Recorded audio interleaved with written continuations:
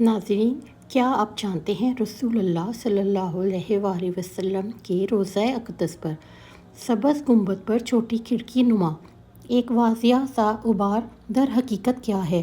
روایت میں آتا ہے کہ رسول اللہ صلی اللہ علیہ وآلہ وسلم کی وصال کے بعد ایک مرتبہ مدینہ میں قحط پڑا تو صحابہ حضرت عائشہ رضی اللہ عنہ کی خدمت میں حاضر ہوئے اور مدینہ کی خشک سالی سے لوگوں کی پریشانی کا ذکر کیا تو آپ نے فرمایا، رسول اللہ کی قبر مبارک اور آسمان کے درمیان روضہ اقدس کی چھت حائل ہے، اس میں ایک سوراخ بنا دو۔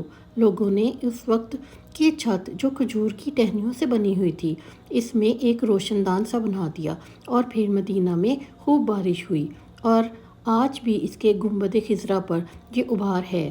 یہ اسی روشن دان کی نشاندہی کرتا ہے۔